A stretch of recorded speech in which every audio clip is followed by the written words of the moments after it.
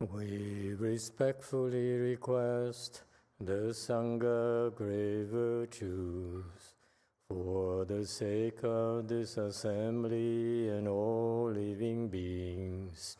Please turn the wonderful Dharma wheel to teach and guide us how to end birth and death, leave suffering and attain bliss, and quickly realize non-birth.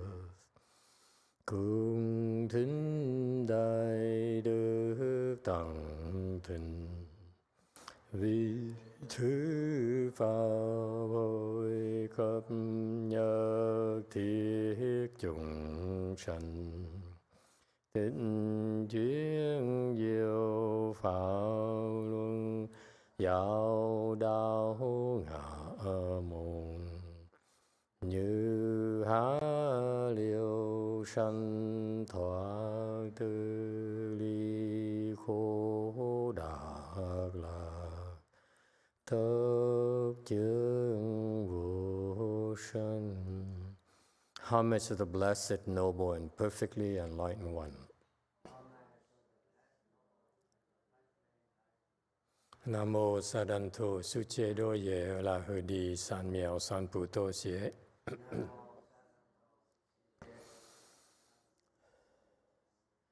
Nam mô Tak Tak Tha Tu Ya Dat Ya La Ha De Tam Miu Tam Bồ Đà Toa.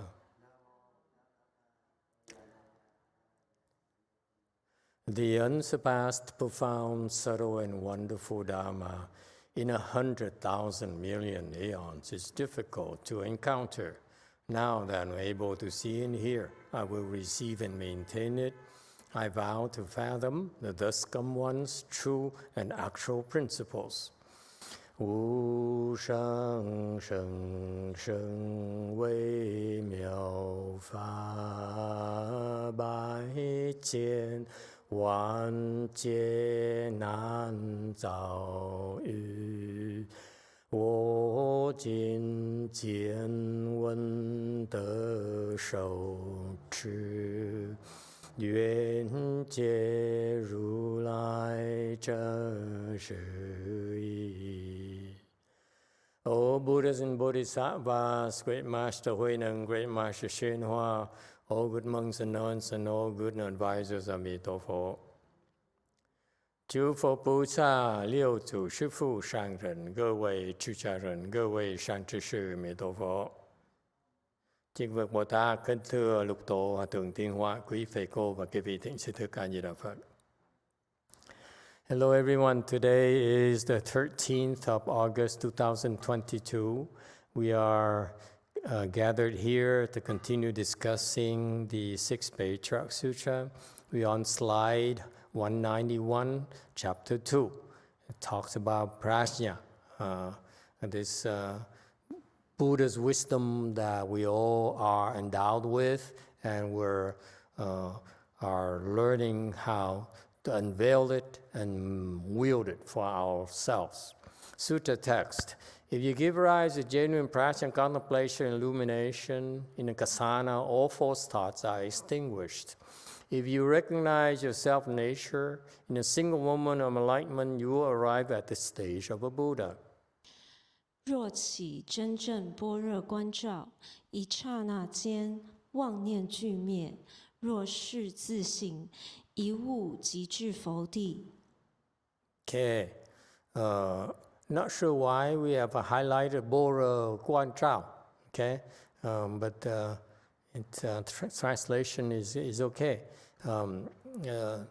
The Patriarch says, if you give rise to genuine prajna, contemplation, and illumination, in a kasana, all false thoughts are extinguished. Okay, what is he talking about? He's talking about the fact that if you're able to use your prajna wisdom, okay, what for? The prajna wisdom is for two purposes: to contemplate and to illuminate. What does it mean? Using your prajna wisdom, whatever Buddha wisdom you have, You already have, okay? Now, you don't know what it is, you don't know where it is, but you have it already, okay? We all like having this priceless pearl sewn up in our clothing our parents gave us. And we are not aware of what it is. We don't know what it is. We just know there is something precious, priceless, okay? That we are so wealthy, we're so rich. And yet, worldly people, they seek outside. Instead of looking at themselves, look at their own treasure, they go outside looking for treasure from the outside in terms of Treasure Island, in terms of Fort Knox, okay, in terms of gold ingots, in terms of mining the precious metals, especially nowadays, when you have rare earth metals, you are very, very wealthy. And so, you know what rare earth metals are for? To make EV batteries. But how those ingredients, those raw materials, you can not make EV batteries. For example, an ounce of gold is $2,000. An ounce of rare earth element, I forgot the element name, is worth how much? Billy, how much is rare earth? This one rare earth element. Give me a number. Use your imagination.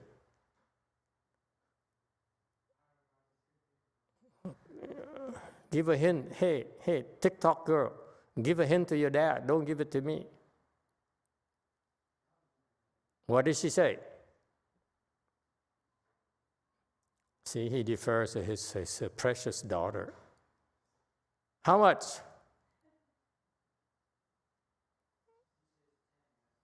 $10. Is it $10? 10 what? 10 what? Huh? Let's see how good is her arithmetic. How far can she count? 10 what? Don't know. She just says 10 because she only had 10 fingers. Huh? I asked her, is it $10? She said, yeah. Yeah? Okay, close enough. It's more than 10,000. It's $15,000 a pound. I mean, an ounce, I'm sorry. An ounce is 15,000. Gold, an ounce of gold is 2,000. Because what they call rare earth elements. Anyway, we're not talking about money here. Talking about something a lot more precious than money. So see, you have this precious wisdom, which is priceless, okay? No money in this world is enough to pay for it, okay? And yet you own it, okay? So it's called your genuine prajna, wisdom. And what you do this uses wisdom for? To contemplate and illuminate. Okay, so the translation is correct. It's a good translation. Okay, you use your genuine wisdom, inherent wisdom you already have, your prajna wisdom, your Buddha wisdom, you will. Okay, to contemplate and illuminate. That's the nature of prajna wisdom. To contemplate, to illuminate. Okay, why contemplate? Why illuminate?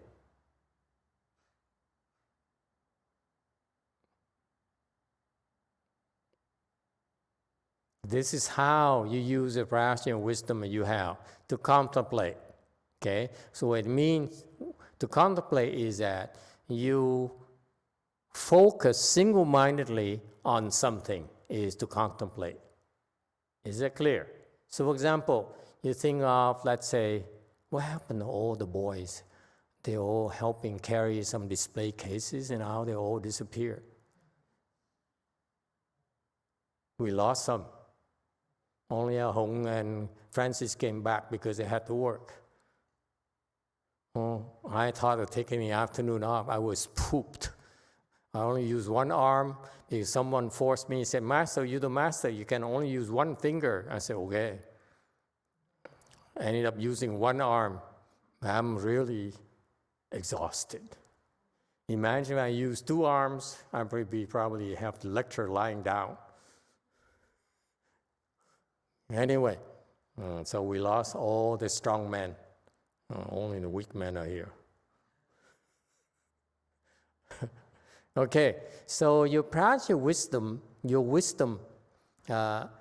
in order to use your practice wisdom, what do? You need to contemplate.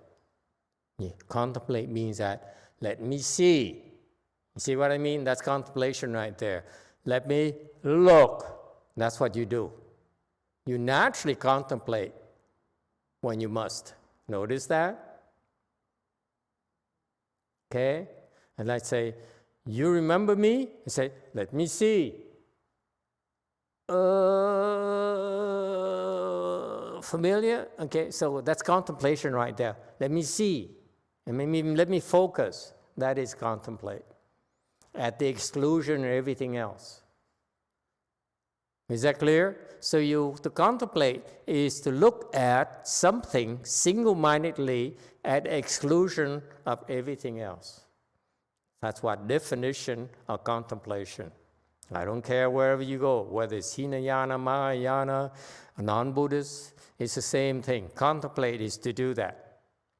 So that's why when we teach you Chan, we teach you to hone and increase your contemplation skills. Is that clear? And when you contemplate, okay, then you also illuminate. That's practice wisdom.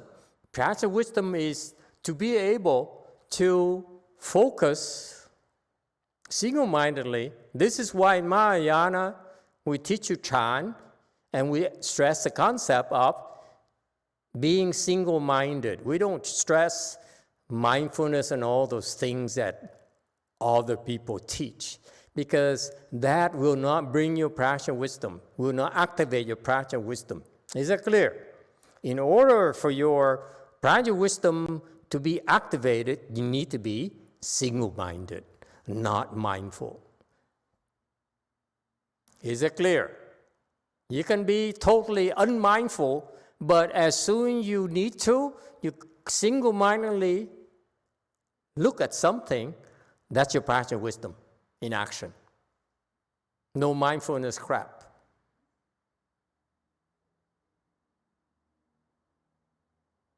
No smiling, no hugging trees. Is that clear? What all those things do, the smiling, hugging trees, is for fun. For the Kodak moment. Something odd. Okay? Or weird. Okay? So the contemplate is being single-minded. Is that clear? Single-minded. And when you are single-mindedly use it, and you have your practice wisdom will naturally shine lights upon what you're contemplating. Okay? That's why when you have practice wisdom, it's always two things. You contemplate and illuminate as a result of your contemplating. Is that clear? Now, the question is, why didn't the great teacher say, if you contemplate and forget about illumination? Or how about if you use genuine practice to illuminate and forget about contemplation? Why has to be one Chao, not just one or Chao? See, you might understand the nature of my question. The question here is, you have contemplation and illumination. Why not just either one of the two? Why not? Yes, 9. From Diego, when you contemplate, you see the dark spots. When you illuminate, you dissolve that darkness. Okay. So what he's saying is that you contemplate alone, you still have some blind spots, some spots, things you cannot see. That's why you need to illuminate. What about if you illuminate alone, you shine a bright light on everything, why do you need to contemplate? You only answer half, give half of the answer. What about the other half of the question? Can't you simply illuminate and forget about contemplation?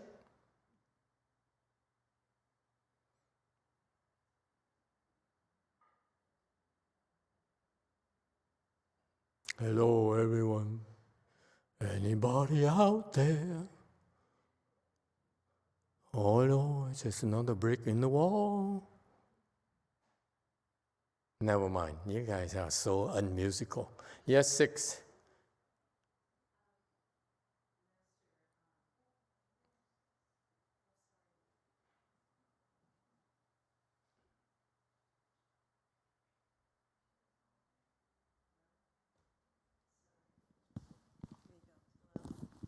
Hello. Sorry about that.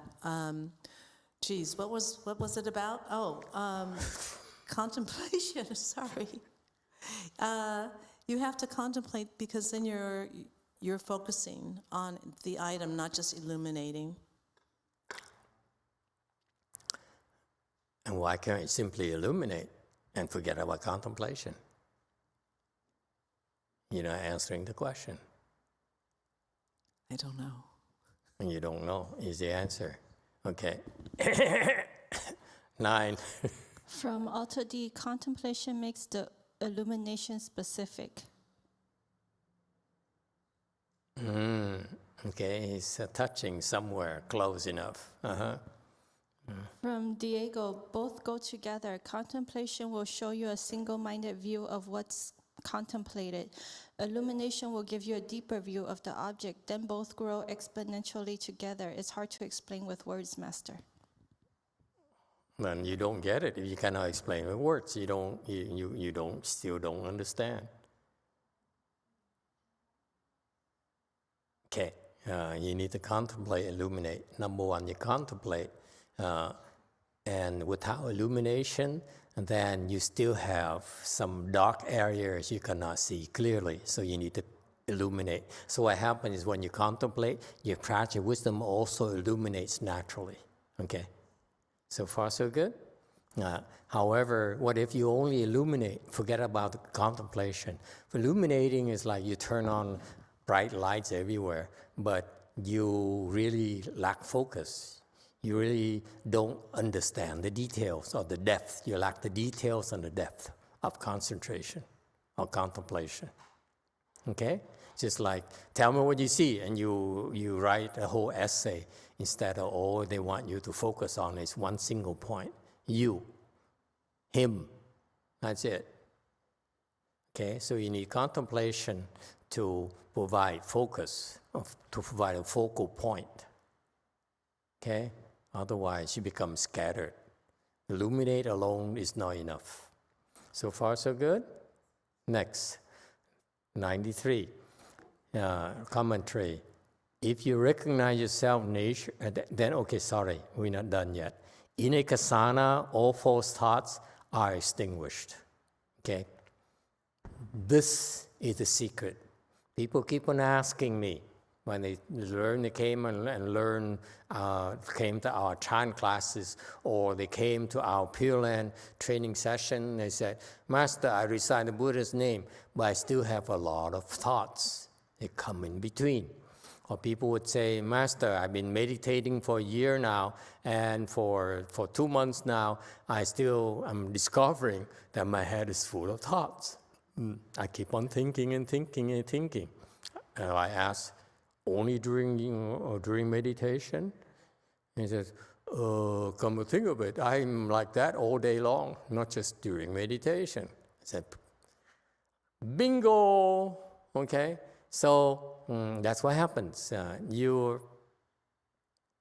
Our heads are full of false thoughts. Okay, false thoughts refers to the thinking or the thoughts that arise naturally, in spite of ourselves. They will arise. Okay? Just like, what are them? Are they? Look at it this way. When we talk about false thoughts, it's like you're sitting here and all of a sudden your neighbors turns on the music. Okay? You have no control over it. That's the nature of false thoughts. They get into your head and you cannot help yourself. Okay? Now, so therefore, there are two kinds of false thoughts. One that's involuntary, meaning it's not your fault. And number two is voluntary. Is that clear? There are two kinds of false thoughts. The Chan people don't teach you that. I'm dissecting it for you. The false thoughts, one is involuntary, okay? The other is voluntary. Meaning, involuntary meaning that you did not generate the false thoughts. Okay? Not intentionally. Okay? And voluntary is intentional. You think about it. Involuntary meaning you didn't think about it, they just pop into your heads. And voluntary is that you actually consciously are thinking about it, generating those thoughts. That's the nature of your false thinking, of your false thoughts. Okay, there's a question in the back too.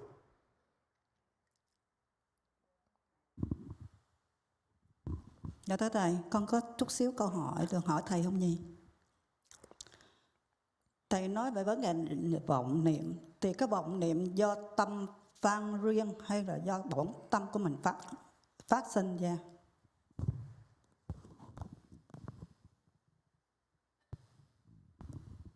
Master, I have a question. When you talk about false thought, is it that the mind pan yuan,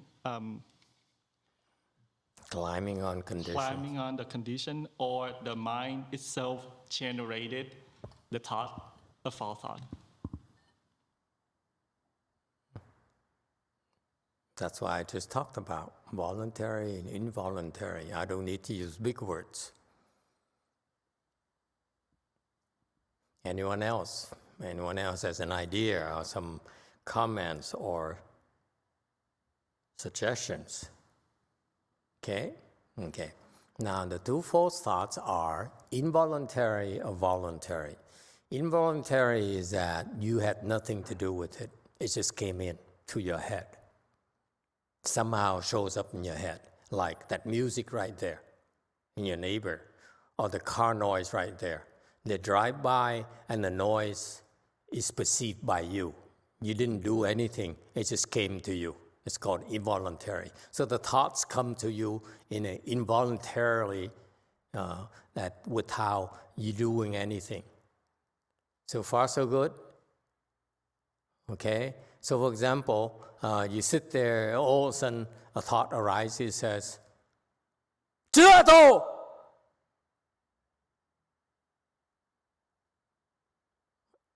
Ever happened today? I don't know about gelato, but one thought that comes to mind yesterday afternoon,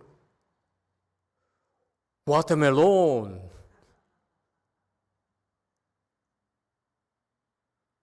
No?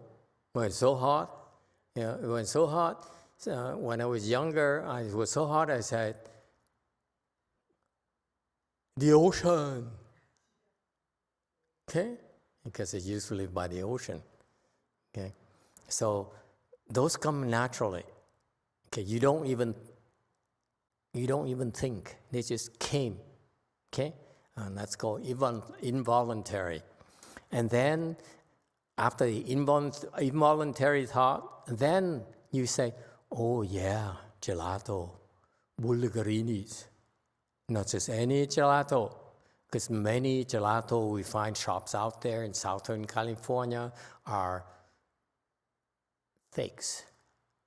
They call themselves gelato, but actually it's not really true gelato. True gelato, if I may give you a very short lesson on gelatos, okay? It's denser than ice cream. Its flavor is more intense than ice cream. It's a hell of a lot more expensive. Oh, excuse me, boys and girls. And it's a lot more expensive than ice cream. You can tell right away. Okay? Ice cream, a scoop is like $4 or $5. Gelato is twice as much.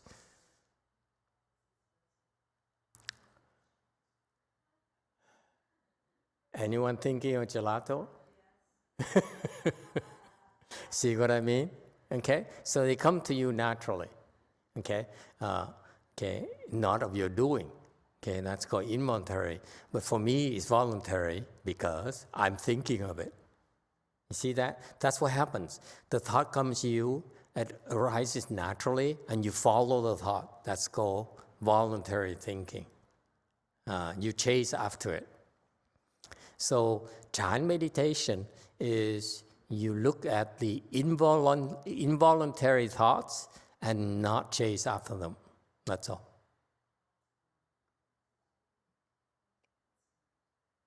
What happens to ordinary people is that they cannot discern the difference between involuntary thoughts and voluntary thoughts.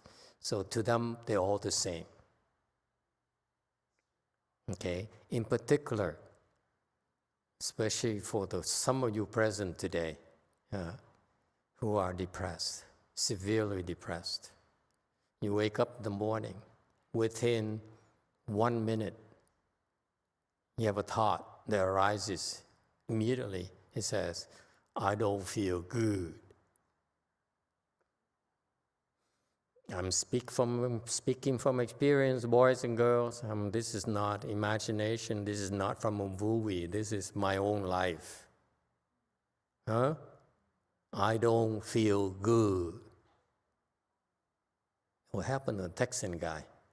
He disappeared to Texas. Is he still alive or dead? Anyway, go ahead, 9. No? Okay? So the thought that I don't feel good. Okay? That's involuntary. You know why?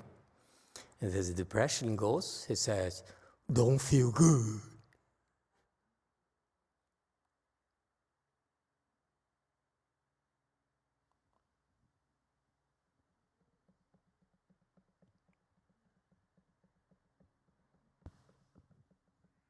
Nine. Is boredom the depression goes also? Wait. Is that my alarm?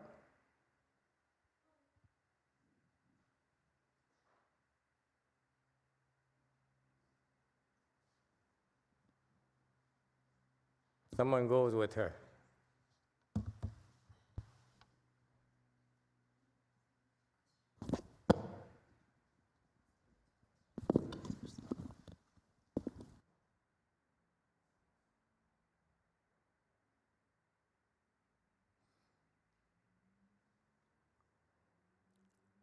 Videotape. Go videotape.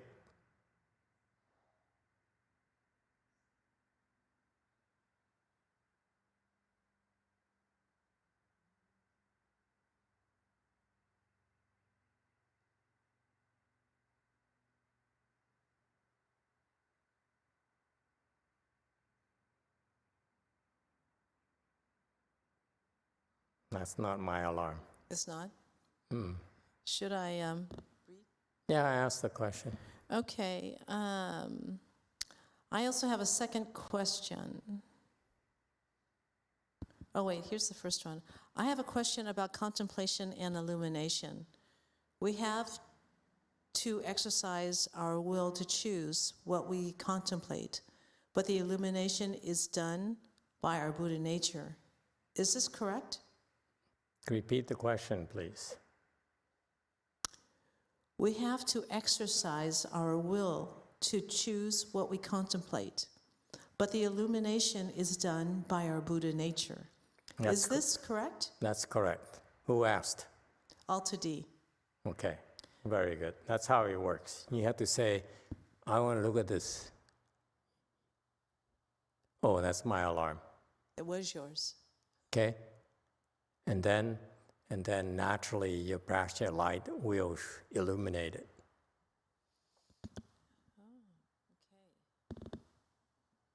Yes. Okay, Altadi also has a second question. Master, this week I was reading Master Shenhua's commentary on the Vajra Sutra. He said that we should constantly all day turn the light and illuminate within, even during other daily activities. Is there a way to illuminate without, like illuminate while we work or walk around or talk to people?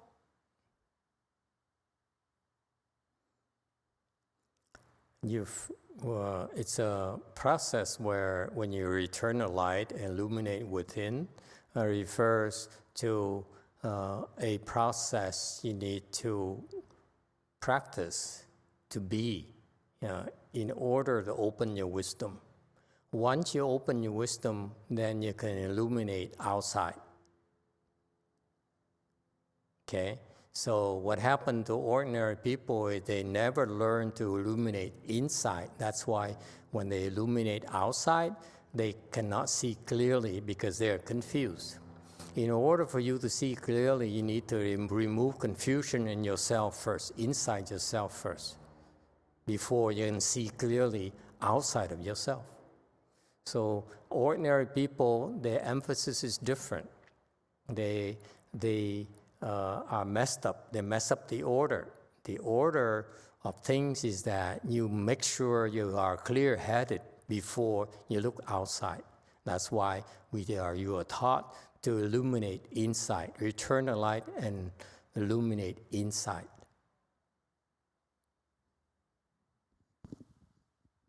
Yes. This question is from Heidi. Master, which false thought is easy to get rid of first? Thank you, Master. There's no easy thought that needs to get rid of. Okay? They all need to be removed. Whatever the way that we teach you is whatever kinds of false thoughts that keep on arising frequently. Okay? Those are the ones you need to focus on to remove. Otherwise, the errant thoughts that don't come back, it's just not something you need to worry about.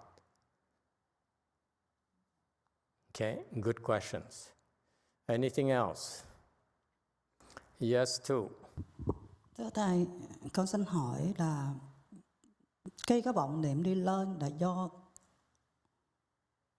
do mình phân biệt mới có vọng niệm đó, hay là tự cái bản thể của nó là như vậy? Và tại sao cái trí bát nhã của mình, nếu mình bị một cái gì đó, có nghĩa là mê vọng á, cái mê vọng của mình nó nằm cho mình chưa hiểu được cái bát nhã trí từ đâu mà ra có.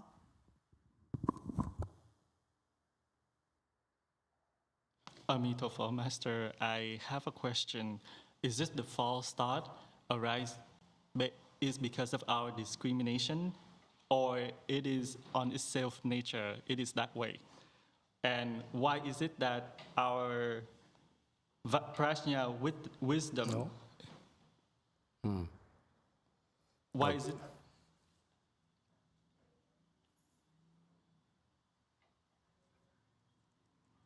Go ahead. Why is it that our prajna wisdom, if we are confused and false thinking, how is that cover up this prajna wisdom?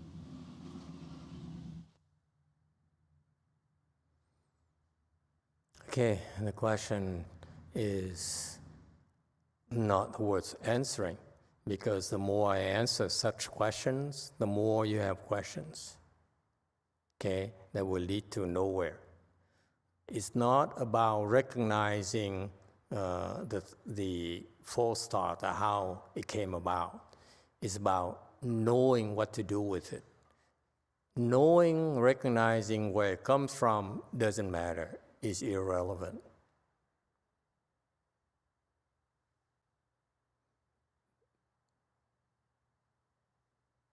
And that's what people spend their entire lives doing, chasing after knowledge. Why? But they never learn how to get rid of the false thoughts, how to deal with the false thought. They only want to know why they arise. It's like the same as asking, why am I hungry? Why am I depressed? I can give you one reason, and then you ask another, and you ask another, and ask another. There's no end to it. That's why I don't answer such questions. That's why if you ask me such questions, I can't answer you. If you ask me, how do I put an end to this particular thought, I can teach you. If that's not what you're looking for, you come to the wrong place. I have no interest in telling you and discussing with you the events of the world, what's going on in your head and why. There's not enough time for that. There's no end to it. You're so confused, and you want to know, why am I confused? Instead of learning, how do I put an end to my confusion? Because if you're confused, I tell you why you're confused, it does not end your confusion. I'm willing to tell you how to put an end to your confusion, what you need to do to put an end to your confusion. I'm not willing to discuss with you why you're confused.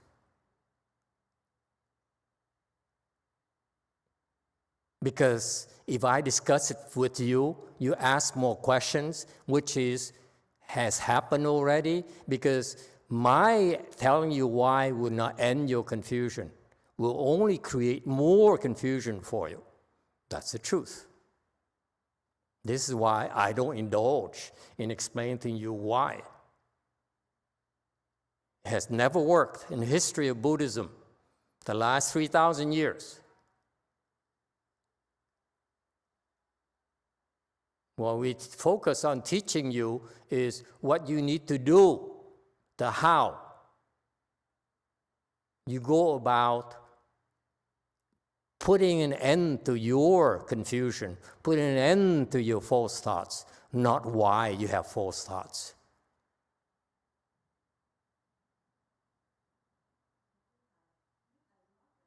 Phải ngừng nó đi.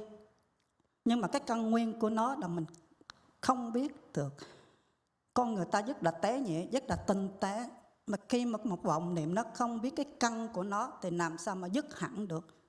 Thầy nói là thầy có thể mình ngừng nó trong một khoảng thời gian nào đó thôi. Nhưng mà sau cái khoảng thời gian đó nó sẽ trở ngược lại. Đó là bản tánh tự nhiên của con người. Cho nên con chỉ muốn hỏi là cái căn nguyên thế nào để mình biết cái căn nguyên của nó, như Phật dạy. Căn nguyên của nó là có những cái lý do gì đó. Thì mình có thể biết cái căn nguyên của nó là mình có thể ngừng hẳn luôn, ngừng bật luôn, không còn một cái tư tưởng, một cái vọng niệm gì hết. Cho nên con muốn hỏi cái đó thôi. Master, our people like me, how can I know about stopping the ego, stopping the false thought if I don't know about the fundamental on where it comes from, the source of it? Master only taught us how to stop the thought, but it's only temporary. I just want to completely cut off all of the false thought from the source itself. That's why I asked the question, where's the source of the false thought came from? Someone talk to her. Where is she confused? She's totally confused. Why?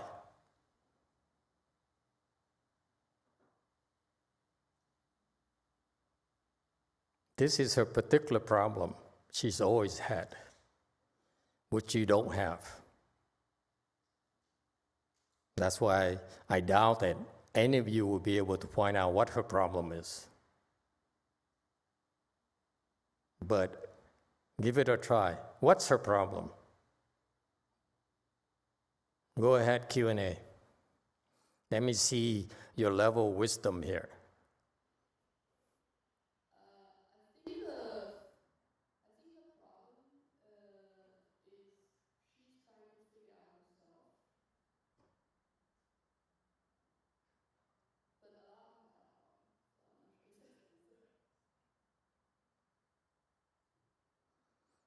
Very good. She wants to do it her way. It's like a sick patient says, I want to get well, but doctor, you have to treat me my way. I have to agree to your treatment. Otherwise, I'm not willing to do it. You ask a surgeon, you are sick, you need to be operated upon. You ask the best surgeon there is in the world. Would you come to him and say, I want you to operate on me, but will you do it my way, please? You have to tell me exactly what you're going to do, and I have to agree to everything you do to me before I let you operate on me. You're an idiot. How can you tell a surgeon what to do? What are you doing wasting time, the surgeon's time, and telling him what to do? Do you want your life to be saved? Then you should put your trust in him, that you have faith he can do a good job and save your skin. You don't believe him? Don't have to come to him. You're confused. And you insist on doing things your way because I can figure it out. Exactly. Q&A. This is a problem with stupid people. They think they can figure it out. The reason you call stupid is not me. The Buddha calls you stupid. I simply repeat the words. I'm not adding any more spices on top of it. Buddhas call us stupid because we don't know what we want. We don't know what to do. And we insist on having it our way.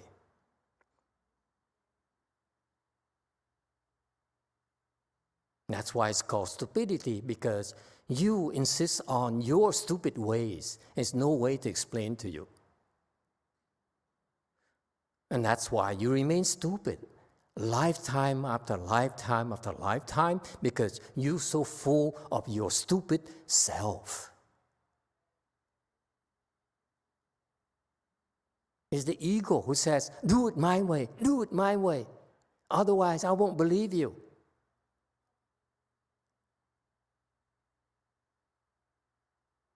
À đó thưa thầy, con xin lỗi, chắc là thầy hiểu lầm ý của con rồi.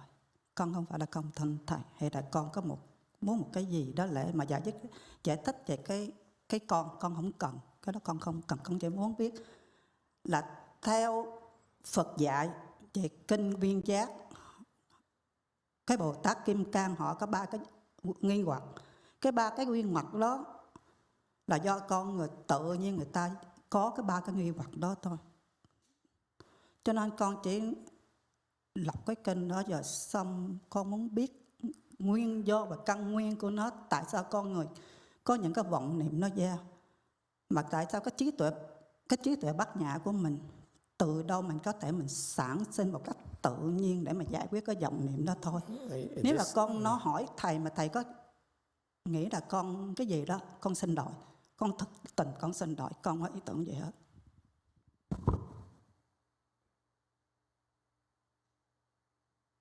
Emitofuo Master, I apologize. I think you mistaken my intention. I don't need the answer in that way. I just wanted to understand is that I've heard from the Perfect Enlightenment Sutra that a human, we have 3 doubts, and I just regurgitate the verse, and I just want to understand the original source of my confusion, the false thought, where do they come from? But if I offended you, I apologize sincerely. She doesn't get it, does she? I tried to tell her that if I explain to you why, it will not end your doubts and your questioning. You keep on asking why. If you explain that to me, why do you say that? And I explain, I said that because of this. And you say, why do you say that? You keep on asking and asking and asking. There's no end to it because your stupid mind is chasing, looking for an answer. It's not the way to solve your stupidity. That's why I don't answer. I don't answer because it will not put an end to your suffering, to end to your questioning, because you want to know more and more. Here's what happens. Let me paint it for you in a simple way for you. The problem you have is here. I can explain to you why, the cause for that. And then you understand the cause of it. Then next you say, why was this the cause of it? I explain to you again. I give you another reason. And then you say, okay, I understand. I agree with you. Can you tell me why this is the reason? And on and on and on and on. There's no end to it. That's why we don't engage in doing those things. That will not put an end to your lack of clarity. I think I make myself pretty clear, but she doesn't seem to get it. Okay? I'm afraid I cannot help answer your questions. Nothing personal. Go ahead, 8. From Lyle, how can we get rid of false thoughts? Is there a difference between the way of eliminating false thoughts when it's involuntary or voluntary? When I meditate, I try to recite the Buddha's name constantly, but most of the time I'm interrupted by false thoughts. Clearly, I have intention to focus on reciting, but out of nowhere, involuntarily, I'm on the false thought. Yes, it's just a simple fact. There's a false thought, you will arise, okay? When I discern voluntary versus involuntary, it's for the advanced levels, okay? At your level, Lyle, you don't need to worry about involuntary or voluntary. When I explain involuntary, it's in order to tell you right now, there's a reason for that. It's in order to tell you that it doesn't matter you understand or not. Okay? If you understand, I give you an example of depression. The depression goes, it says, feel bad. They plant that thought in your head. Okay? And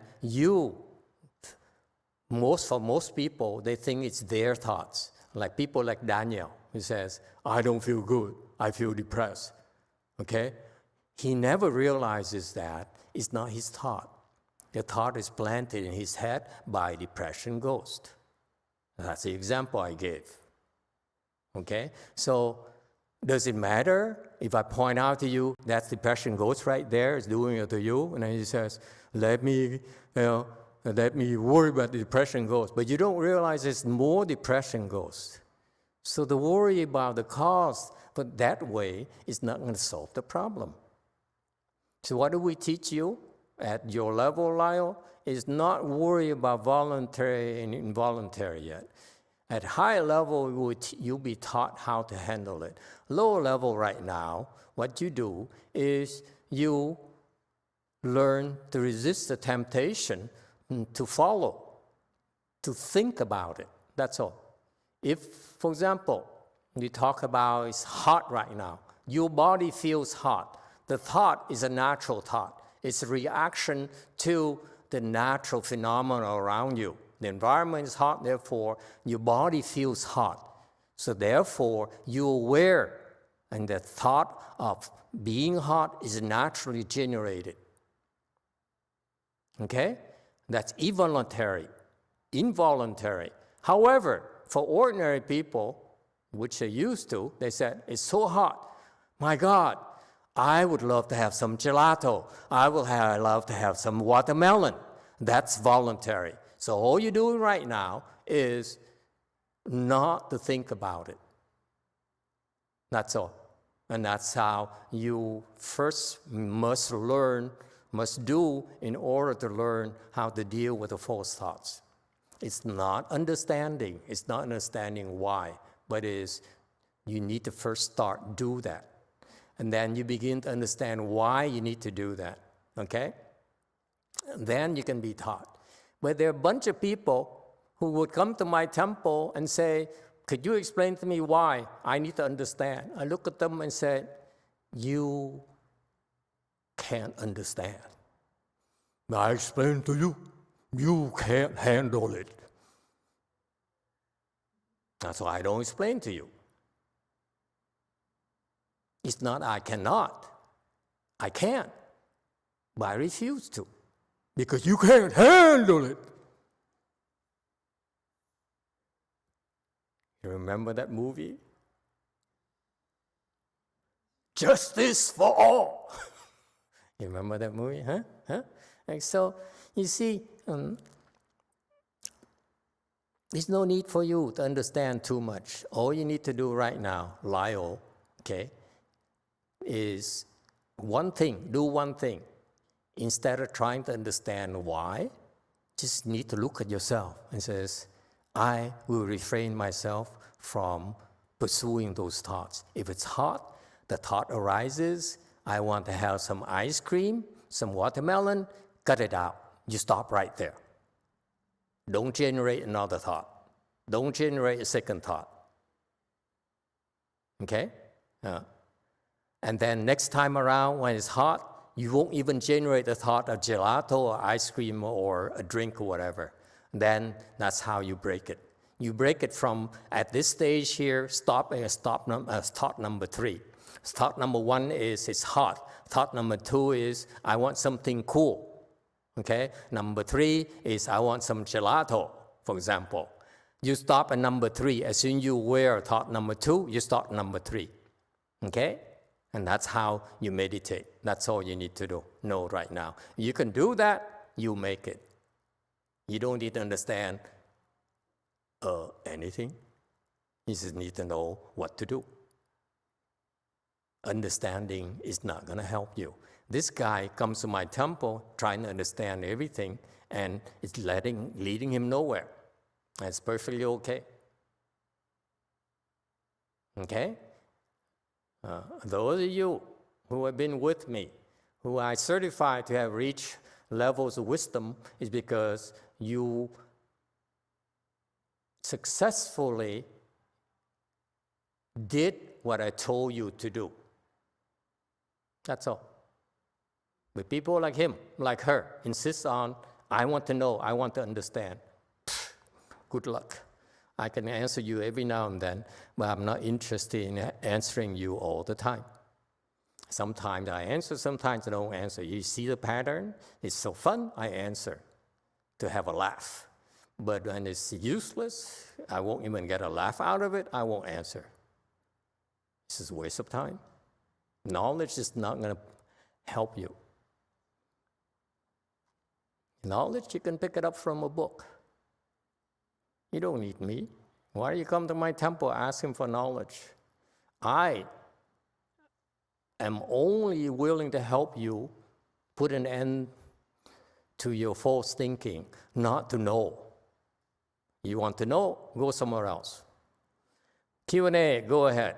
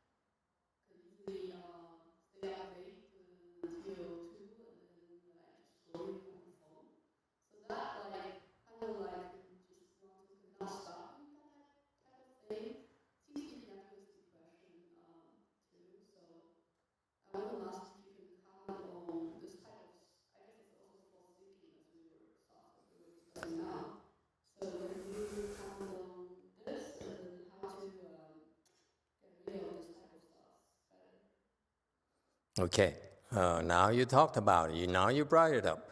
Depression is a very difficult thing to learn to deal with. At low levels, like these people who like to know, they are totally helpless. There's nothing they can do.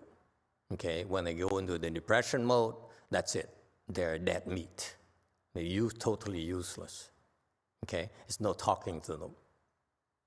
Okay? At your level, your particular level, you begin to be taught. And when you're taught, you understand. That's why I would spend time explaining to you, to begin to explain to you a little bit, because that knowledge will be helpful to you in your dealing with the depression. But lower level people than you, in particular, I'm talking very personal now. I'm talking about you. I'm not talking theory at all, because I know what you're capable of doing. Okay? In your particular level, you'll be taught at a very superficial level for you to see, how to cope with it. But it's very involved. You need to improve a lot more before you're able to be totally out of the woods. It's that complicated. To imagine, for me to explain to you how to deal with depression at his level, at her level, it's like I would take me 10 years to describe to you, and I still no end to it. It's useless, okay?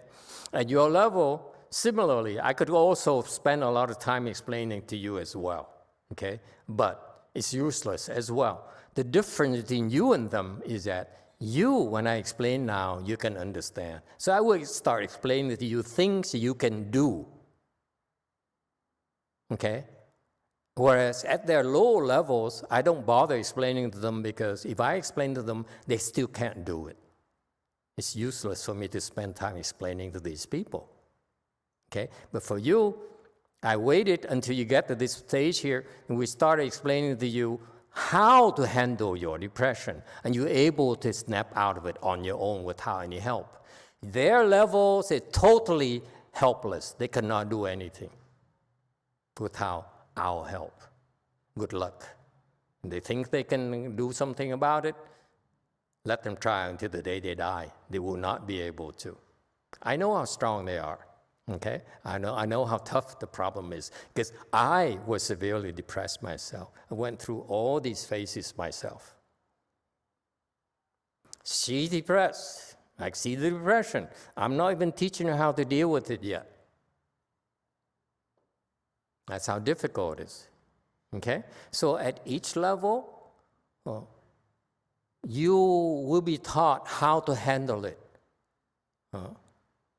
But no more than that. Because if you're elementary school, what am I doing explaining to you the coursework of a PhD level? It's useless to you. It's useless knowledge. Okay? The good news is that when you get to the level of where you are, Jun, okay, and when you get higher, you'll be able to learn how to be in control. Until then, the people below you, they need help desperately. Not much they can do themselves. That's the way it is. Unless they drug themselves up, unless they're locked up, it's not a whole lot they can do for themselves. That's the way it is. This is why they need people like the shrink, the therapists and so forth, because they need some outside input in order to better cope with it. If they think they can figure it out themselves, they can't. They need drugs, they need medication, they need some outside help, because explaining to them is not going to help them solve the problem. That's as far as depression is concerned. But we can begin to teach you how to handle it. But it's nothing yet. There's still a lot more you need to learn before you can be on your own. That's how difficult it is. Okay? Because these beings, they plant thoughts in your head. There's nothing you can do about it. They're that powerful. Yes, 8. Master, some of us have been here for a while, and if we still don't understand we're still looking at it from the wrong perspective, is it because we're lacking blessings? Yes. You're lacking blessings. And because they are a lot stronger than you are.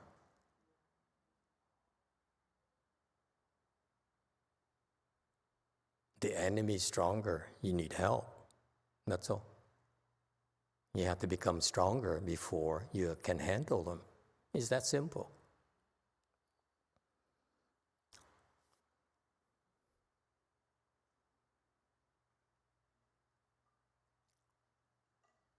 And there's a fallacy in people thinking they can handle it, they can figure it out. The proof is that look at all the depressed people. They're depressed because they can't figure it out. They can't figure out this one thing called depression, which is nothing yet compared to the rest of their confusions. They're depressed, they're manic, they can't even figure out how to handle their manic depression, okay? And now they're paranoid as well, okay? And all these problems they have. And I'm just brought out one problem, the depression. They can't even handle it, let alone the other things. Look at the boy. One look at him, you tell he's depressed right away. If he says, I am feeling good, leave me alone. Don't touch me.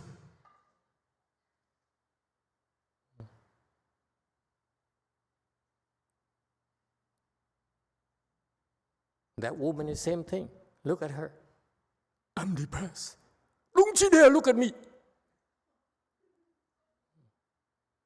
This guy is different. He's depressed, but he says, I don't feel good, but I don't want to talk about it. I'm a professional. I'm not supposed to be depressed. Well, I'm depressed like hell, so I can't talk about it. Yes? You're supposed to help depressed people, and you're so damn depressed, you can't help people. I'm telling you, at lower levels, you need help. There's nothing you can do.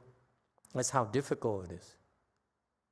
You cannot figure it out. At higher levels, I can teach you so much. There's still so much more you need to learn before you can handle it, before you can be on your own. Only a handful of people I know can handle it, can be taught. I haven't been able to teach them yet because the time is not right yet. That's how difficult it is. But they'll be out of the woods. You won't. You think you can handle it? Good luck. I'm out of the woods. Okay? I went through all these levels of attacks.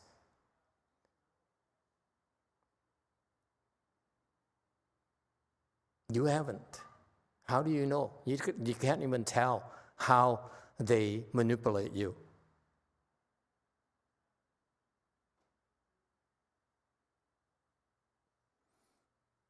Okay, so when false thoughts, going back to slide 192, okay, when you use the prajna, wisdom, to contemplate and illuminate, that's what you do naturally with your prajna wisdom. You don't have to think about it.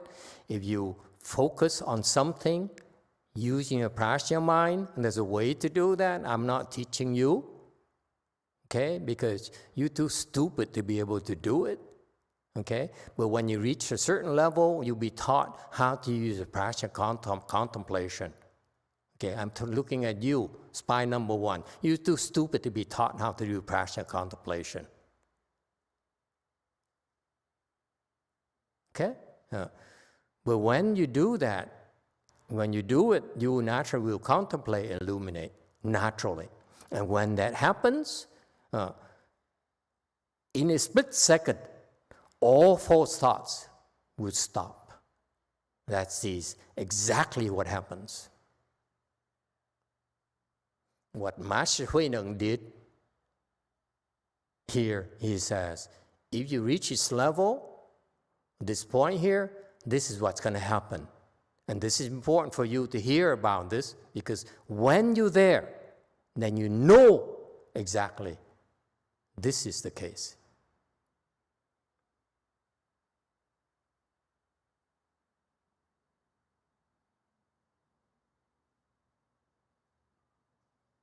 Okay? So it means that you may have thoughts of depression, you may have thoughts of all sorts of thoughts in your head. If you're able to wield your prajna, wisdom, to contemplate, illuminate, instantaneously everything stops.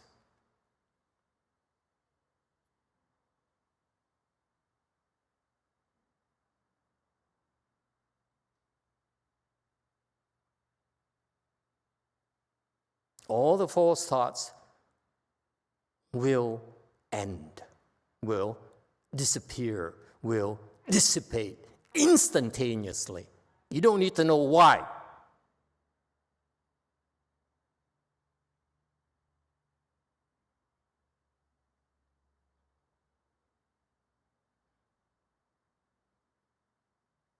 You only need to be told how. Who cares why?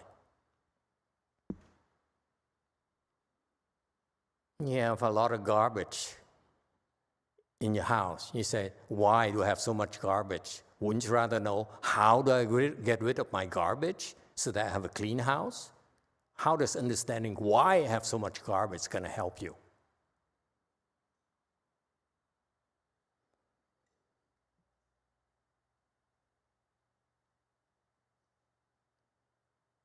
And for those of you, okay, do not make the same mistake. Do not ever come to learn about prajna and insist on your way.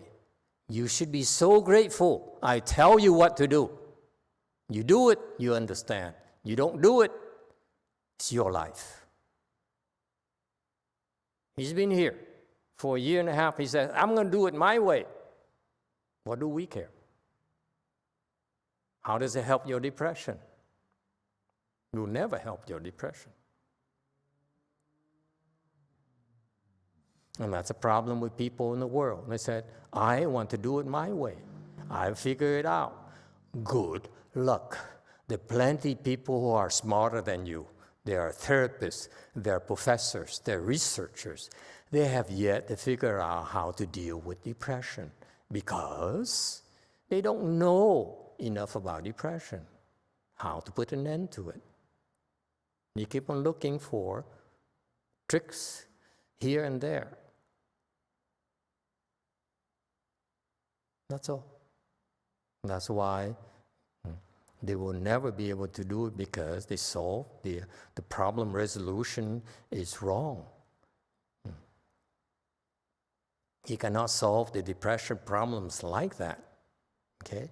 You cannot solve it by looking at symptoms. You have to look at how to cut off the root of all these false thoughts. And he just described to you right here.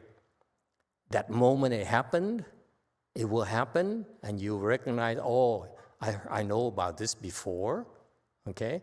So if you believe this, okay, then you should do what you told, and you should be so grateful you told about these secrets to bring you to this point. You're not grateful, good luck. You figure it out yourself.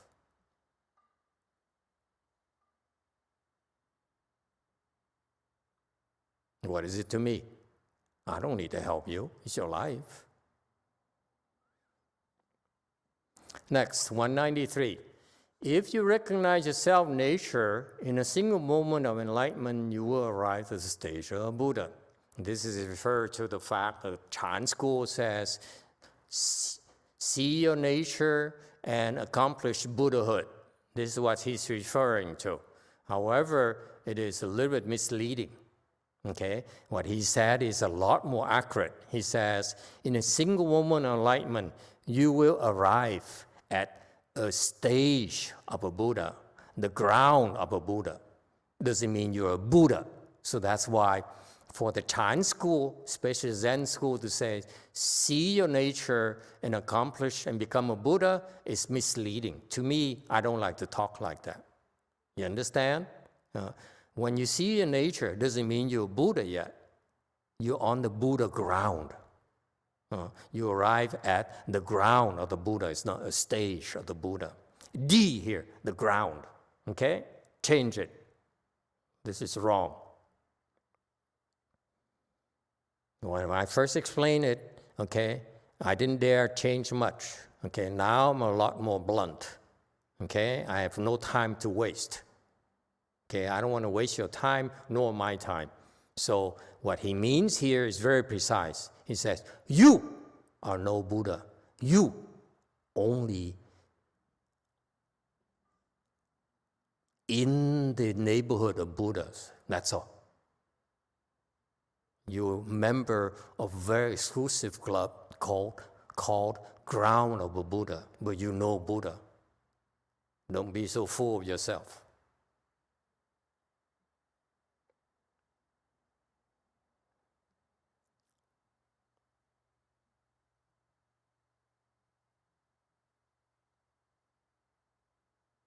Again, fix here the stage of the Buddha.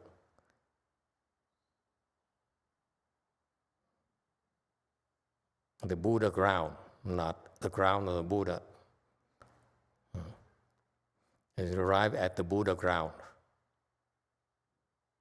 He's very precise. Response Huineng is very, very precise. He doesn't mince words. See, 4D is Buddha ground.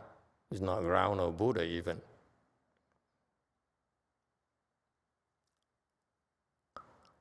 Fix it.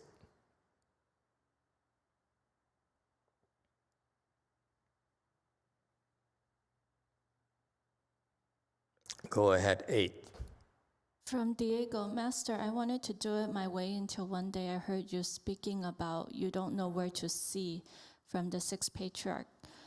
That really moved me because all my life I've been looking but in awe. Honestly, I didn't know where to see, and I'm so grateful to you, Master, because now I know where I can see, and is following the instructions of Master YongHua, the great good knowing advisor. Emitofuo. That's why you need prajna to be able to look at the problem. When you have depression yourself, you have no prajna wisdom. That's why you look at it, you cannot see how to fix it. And each one of you is different. Therefore, you need the prajna to look at you long enough to be able to illuminate everything and then come up with a solution. What happens is that unless you have prajna wisdom, you cannot fix the problem. And that is why even 4th-stage arhats cannot fix the depression problem. They cannot see what the problem really is. They need prajna light, prajna wisdom. I repeat, 4th-stage arhat have no prajna wisdom yet. They cannot see how to fix it. But they can be taught. They can begin to be taught as part of the progression towards opening the prajna wisdom. So in other words, at the higher level of 4th-stage arhat or higher, okay, when they have depression, actually that helps them progress even quicker. The reason I don't tell people is because I wait for those high level people to be attacked. Then I show them. It's a lot faster.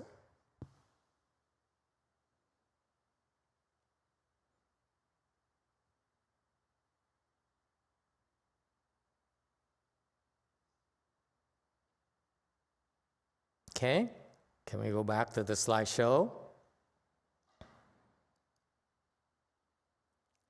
Where were we? Which slide number were we at? 192? 193. Okay. So, if you recognize yourself in nature, meaning you being able to see your Buddha nature, that moment right there, that very single moment, that very moment right there, you will arrive at the Buddha ground. You don't accomplish Buddhahood, okay? Baloney. That's cut it out. Okay, I want you generation, for future generations, you especially English Chan teachers in the future, or you will teach in your own languages, do not ever use accomplished Buddhahood. That is what the Chinese use. Some of the, especially the Japanese, they are rampant with such expression. Okay, that's wrong. You are not a Buddha, not at all. You're far from being a Buddha. Even Master YongHua is so far from being a Buddha, and you think you're close? Dream on. Okay, so when you 是自性, when you recognize yourself in nature, at that moment of enlightenment, okay, you will arrive at the Buddha ground. That's all it is. Okay, I'm telling you this because in the future, I want you, lay people or left home people, who hear people use the word 成佛, accomplished Buddhahood, see your nature, accomplished Buddhahood, run. Okay? They are salespeople. There's no such a thing. It's contrary to what Master Huineng teaches. Okay? I don't know for sure, but I feel because I've listened to many of the great patriarchs, I feel he's like a Buddha already. I never met anyone who has the kind of precision and the power he has when he teaches. And he's so precise here. Okay? Well, go ahead, Q&A.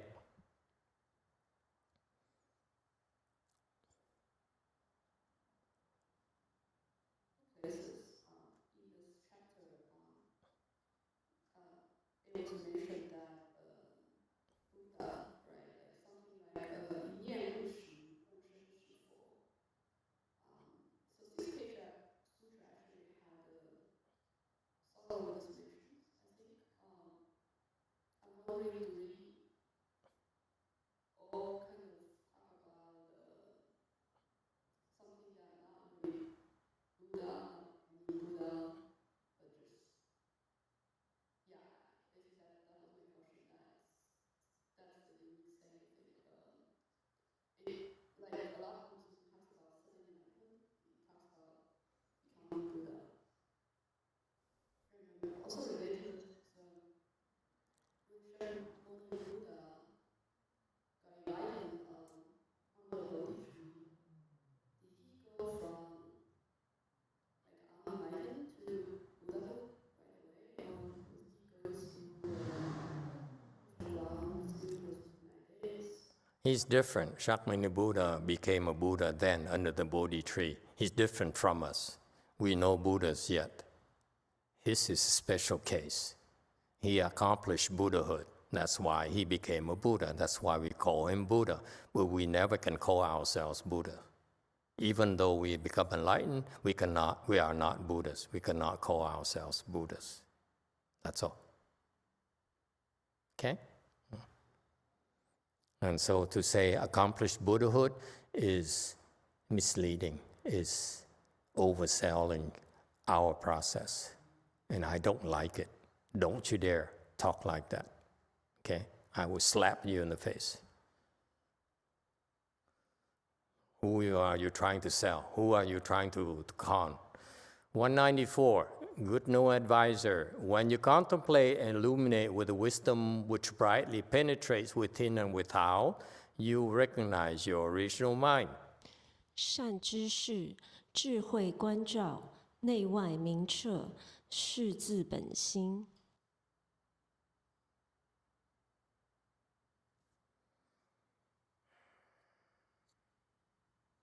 Okay.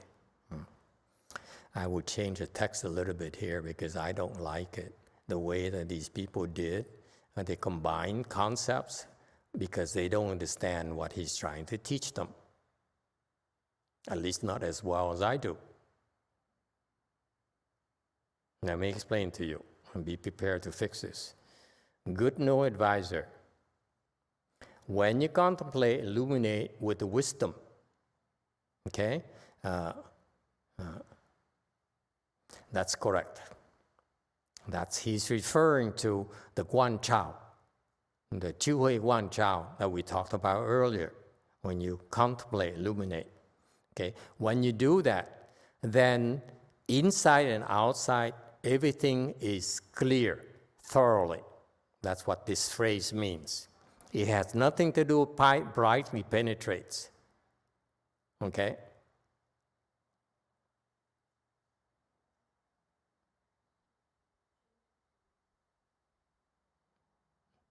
Okay? It's not necessary. This is not a good way to translate. When you use your wisdom, when you use wisdom, change it. The Chinese is very, very precise. He does not waste a single Chinese character in his instructions. When you contemplate with your wisdom, you contemplate and illuminate with the wisdom. Oh, that's what it has right here. Okay? Karma.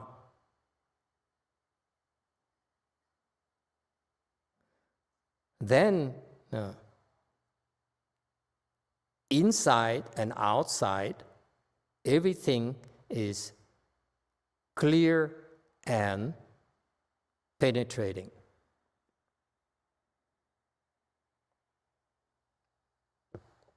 Ming che, meaning you can see clearly through. Nothing can stop you. Nothing whatsoever.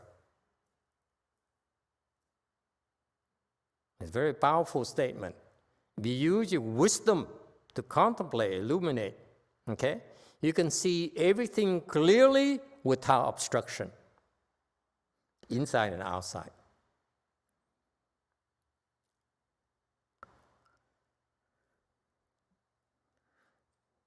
Shu zhi wen xin, you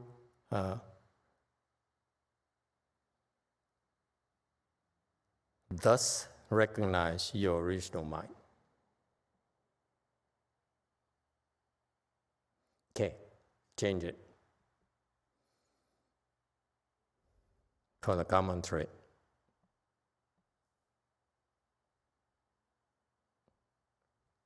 So far, so good. Let me explain to you.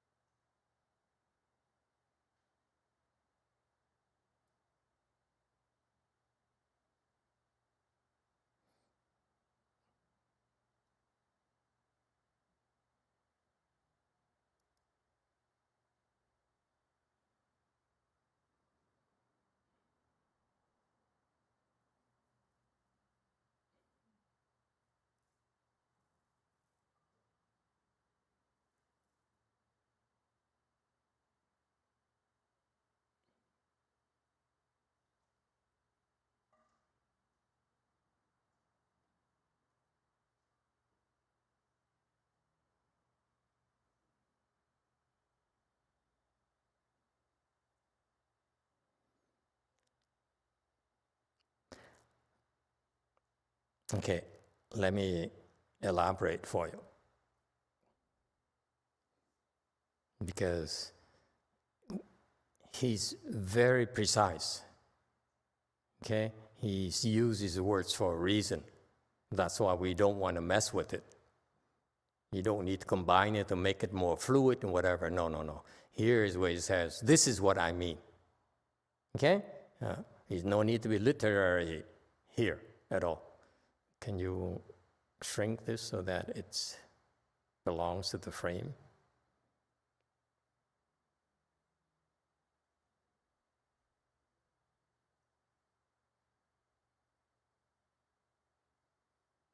There's a line here, Buddha mind here. That's outside of the frame. This shrink this size.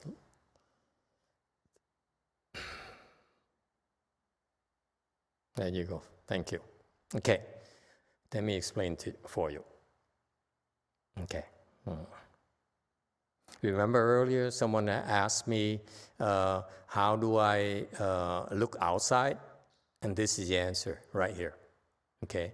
When I explain and when I give the answer, it's consistent with this. Now, when I said, if you want to look outside, okay, then you must learn to look inside first. Because until inside is clear, outside cannot be clear. Okay, this is what worldly people don't realize. This is what the monks and nuns don't realize because they're not there yet. And they don't know how to help people get there yet. Okay?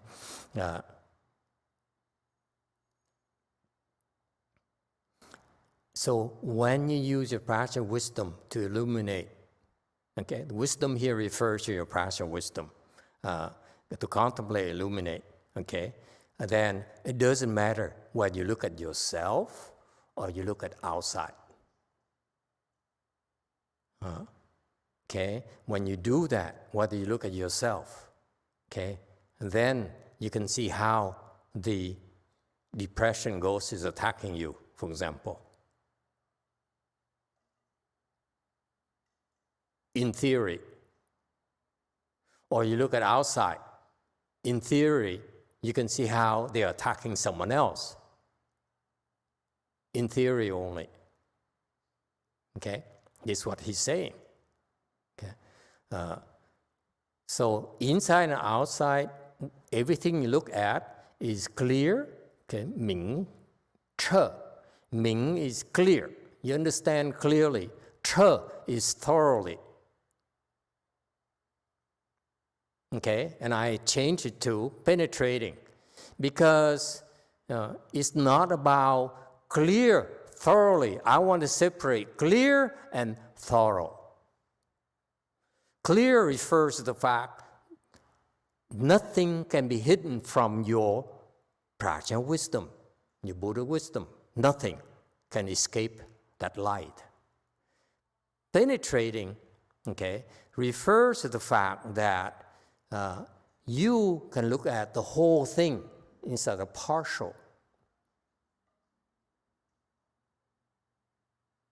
Nothing can stop you.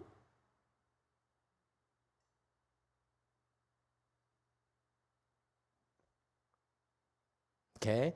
You thus recognize your original mind. Why?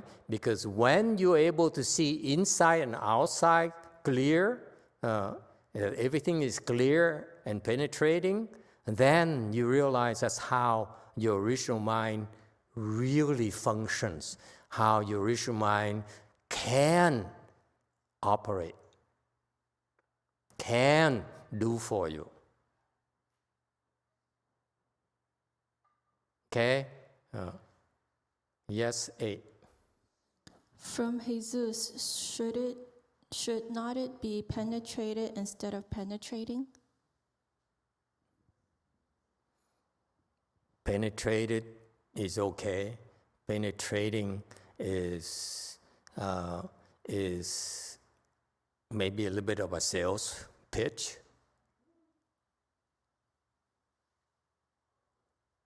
But it's the same concept.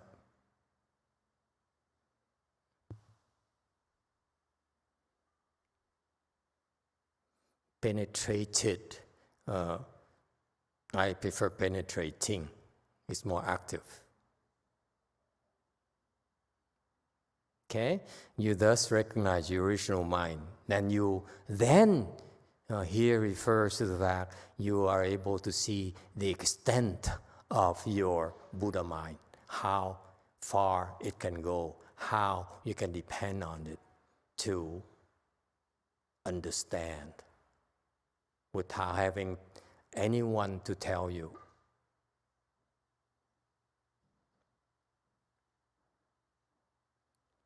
Because this is a kind of knowledge you have to develop yourself. No one can tell you. This is the kind of wisdom that you must unfold yourself so that you understand yourself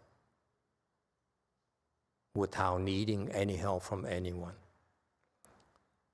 So that's why in order for you to get here, knowledge is not going to help you. You need to know how to get here, not why. All right, next, 196. The recognition of your original mind is the original liberation. The attainer of liberation in Prajna Samadhi is no thought. 若是本心，即本解脱；若得解脱，即是般若三昧，即是无念。 Very good, okay? Now he made the connection that's not clear for most Chan masters, okay? This is his superior wisdom that we don't normally have. What is he talking about? He's saying the recognition your original mind is the original liberation. What he's talking about is that once you can recognize your Buddha mind, your inherent Buddha mind, your fundamental Buddha mind, that is your natural state of liberation. Okay? Your original, your fundamental state of liberation, meaning what? When you see that, what does it mean to you? When you're able to see original mind, you have no more suffering. All sufferings will vanish.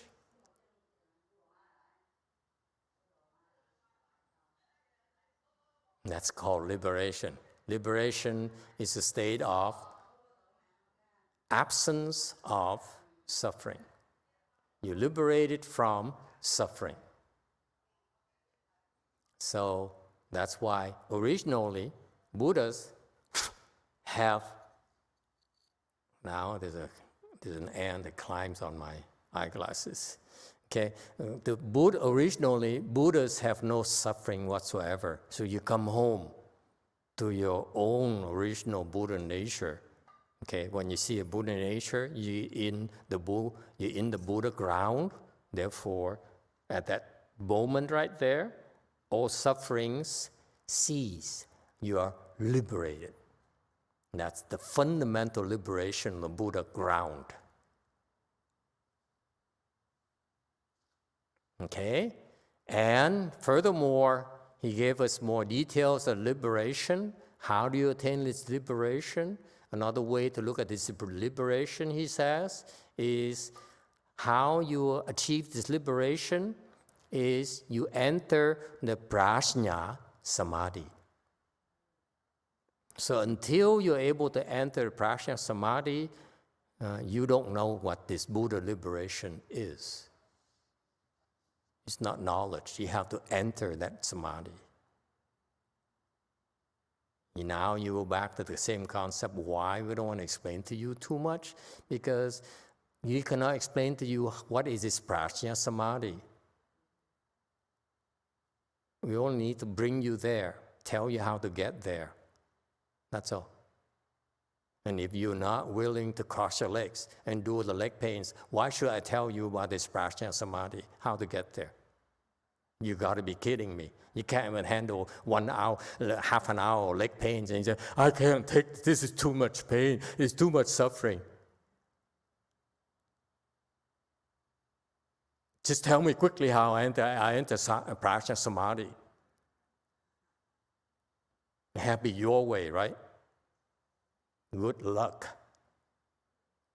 You want to be Catholic way? Good luck, man. Go ahead, Q&A. Sorry, Master, is there a definition of Buddha ground you can share? This is Buddha ground. When you're there, you know. The Buddha ground is not where you stand. How's that for definition? That helps, right? You're nowhere near it, by the way. And for these people, they're like light years away. Yes, 9. Master, it's amazing to think that at some point we will be somewhere where there's absolutely no more suffering, because all we do in this world is just suffer. The Buddhas, the Bodhisattvas can instantaneously put an end to their suffering. That's why they no longer are afraid of suffering. Why do you think the Buddhas come to our world and the Bodhisattva comes to our world? If suffering bothers them, they would not come to our world. Does it make sense? They're not stupid. We are stupid, they're not. So they come to our world to suffer with us in order to help us. It's called 同事. In order to help people who are suffering, they choose to suffer. The best way for them to help the people who are suffering is they suffer along with them. But in order to help people who are severely depressed, they need to be severely depressed themselves, severely manic themselves, severely paranoid themselves. It's called 同事, doing same work. That's a bodhisattva's work. They're not afraid of it. They said, you are suffering, you have cancer, I have cancer with you. That's what Master YongHua did. Okay? I'm not afraid you're cancer. You are dying cancer, I will take it on my body so that you're free from your suffering, and I suffer on your behalf. They're not afraid of suffering at all.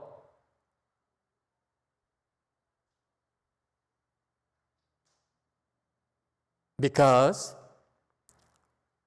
they can enter this prajna samadhi and free from it all. However, they choose not to. They choose to suffer in order to help you, to help us. That's why they're different from us. You run away from suffering. You bitch and moan. It's too much, I'm too depressed, I'm so bad. I don't feel good. They say, give it to me. Give me your pain. Give me your suffering. I'm not afraid of it. I can carry you on my back. That's Master YongHua for you. Okay? I haven't met anyone like that. He's the only one I met alive who's like that. I tell you. No one else I met is like that. Not second patriarch, no one else. No one comes near his level. Okay? The attainment liberation and prajna samadhi. So that state liberation of all suffering is a prajna samadhi, meaning they can handle it, they can enter anytime they want to, but they choose not to. And that is that state of no thought. You want to be free from suffering, you want to be free from depression, pay attention, you enter this prajna samadhi and you have no thought. So, see how it makes sense? If depression is a form of, I don't feel good, that thought, I don't feel good, you enter prajna samadhi, that thought is no longer so. Depression is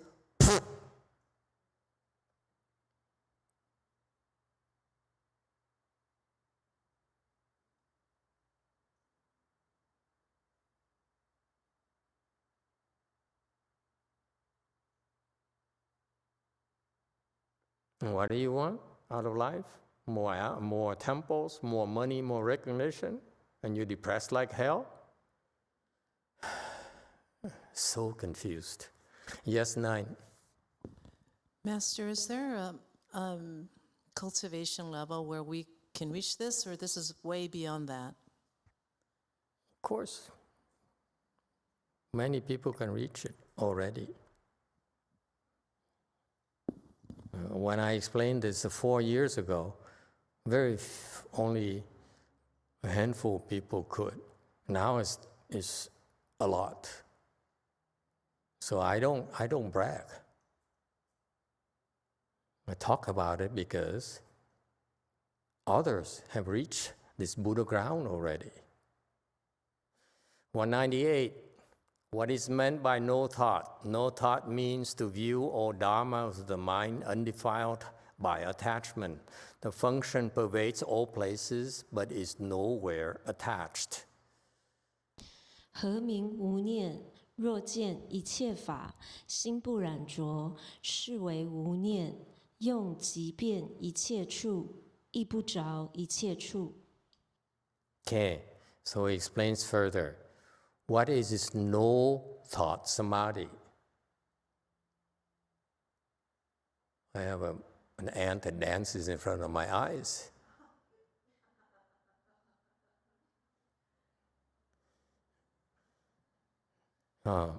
No thought means to view all dharmas of the mind undefiled by attachment. That's right there, is definition of no thoughts. To view, meaning to perceive, to look at, to smell. You smell the fragrance of Chanel number 5, and you say, this looks like Chanel number 5. Okay, I don't know why people seeing it and why they pay so much for it. Can you believe how much they're paying for something poison? You know, why would you put poison on your skin? Oh, stupid marketing thing. Doesn't it bother you, sir? You want to buy some nice perfume for your girlfriend, and the saleswoman says, can I recommend some poison? You say, what? Can I recommend some poison for your wife?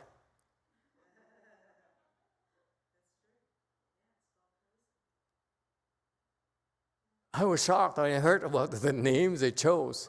You girls don't seem to be bothered by it, but for me, it's like, oh, wow, it gives me ideas, you know. Yes, sir. Next thing, a light goes up, ding! Yeah, oh, wow, new I don't concepts. like perfumes at all because it gives me allergies. But my question is... you have a lot of problems, son. my question will be, how do I, let's say, stop depression? How would I do that? You can't. You better learn Chan. That's all. That's a very simple answer. Learn Chan and shut up. No thought, okay, to view all dharmas. So view all dharmas means that look at everything, okay? Hear everything, taste everything, with the mind undefiled by attachment, okay? When you get in contact with things, you are not giving rise to a thought of attachment precisely, okay? Attachment here refers to a thought of being attached to. For example, you say, oh, I like this. I like to have more of this. That's attachment, yes? Okay? It's perfectly okay to say this is nice because your body enjoys it. Your taste buds approves of it. Okay? That is not attachment. It's called being alive. But for you to say, can I have 3 scoops of gelato? I'm afraid the 2 is not enough. What, you want to go somewhere have some gelato after? Okay? That is attachment. The thought that arises, can I? Okay? I'd like. Okay? That's an attachment. Okay? And that's why the Chinese, this is a very famous expression, you keep on hearing about it over and over again until someday it will click in you. It says, yin wan sheng se nei wu you. Okay? When the eyes contemplate the sound, the form, inside, there's nothing. When you hear a sound, when you see a form, okay, inside, there's nothing. What does it mean?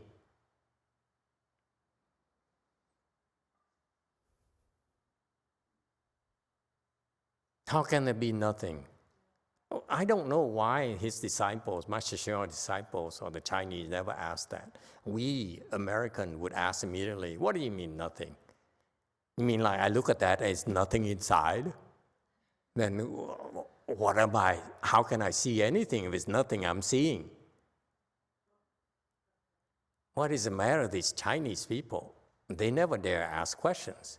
And when they ask questions, only stupid questions. Yeah? What does it mean? It's not, inside there's nothing.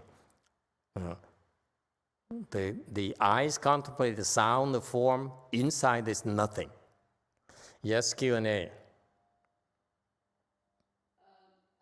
it means there's no thought arising inside. It says 有 here. 有 what?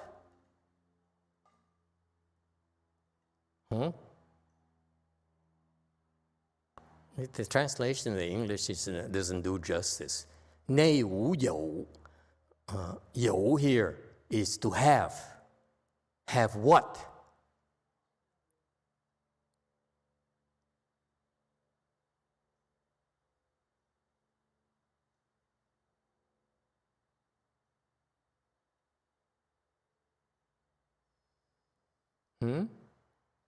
There is nothing inside.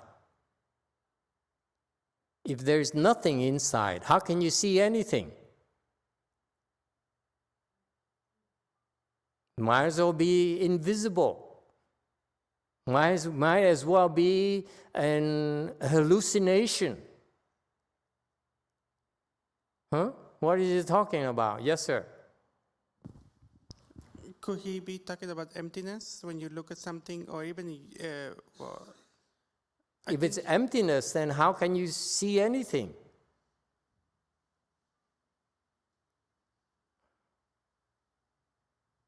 That ant is just saying, give me the earth. Says, could you stop moving, please? Yes, one.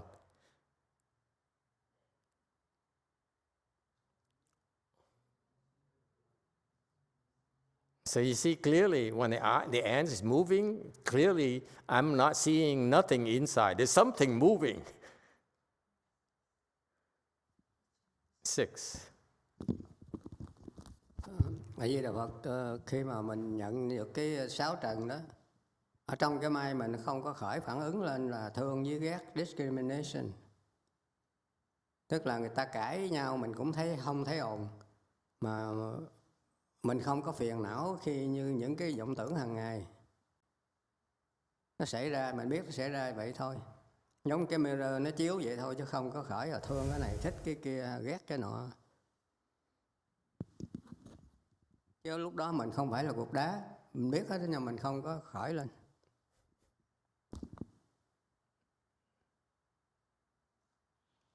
Emitofuo, Master, when the six senses perceive the six dust, our mind do not react to such things as false love or attachment, love or hate or discrimination. Like we hear people arguing, we ourselves don't get afflicted. It's just like the mirror. We don't give rise to thought of discrimination, but we're not a rock. Okay. Anyone else want to try? Yes, 8. So like when you're angry, you have this tension inside of you. It's amazing to me how ants live. They pace back and forth on my eyeglass lenses for no real purpose. They clearly have no attachment whatsoever. Yes, 8. So, like when you're angry, you have this tension or pressure inside of you. When you contemplate and illuminate it, that pressure disappears, that energy disappears, and then it becomes empty. Is that okay to express it in that way? No. Let me explain to you what it means, okay? When you see something, you hear the sound of form. Inside, there is nothing, okay? Inside, there is nothing. Inside, there is nothing, okay? Nothing inside. It's just too abbreviated. When the ears hear the dust and the phenomena, the mind does not know. Okay? Ears hear the dust and the phenomena. Okay? Can you change it, please? His translation is important. I don't know why his disciples, Master Hsiao disciples, never ask him. That's why I have to explain it for you.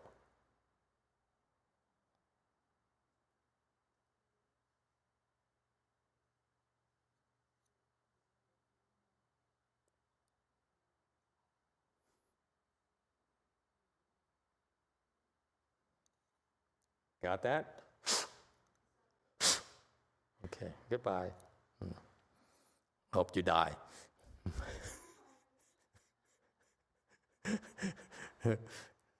Okay, so what he's saying here, that with your eyes, we perceive the world with our eyes. Hey, it's still here. That's another one. There you go.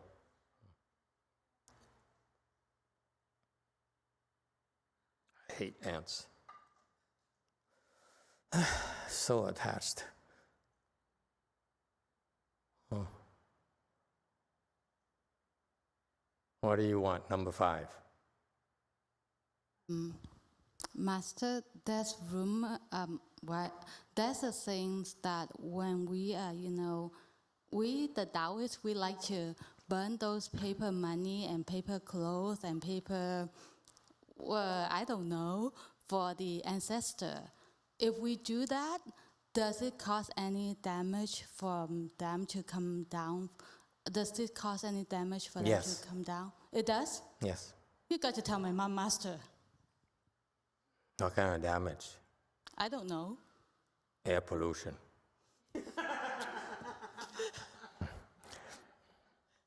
And they come down, they suffer.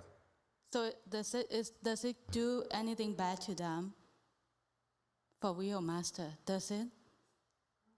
They have to inhale a lot of polluted air, probably live in Beijing or something. What about their Pure Land blessing, their rebirth blessing? They're Taoists, they don't deserve to go to Pure Land. What are you talking about? They're Taoists. We don't want Taoists at But it's my Amitabha. mom's ancestor, Master. It's my mom's parents. Amitabha Buddha has standards. He doesn't just take anyone. You think he's like a Buddha and he just say, I take you Taoists too? What? He's not that desperate. Okay. Forms and sound. Sound and forms. Eyes contemplate sound and forms outside. There's nothing inside. The ears hear the dust and phenomena. Let me fix it for you. Oh, God. You want to do your way? Do it.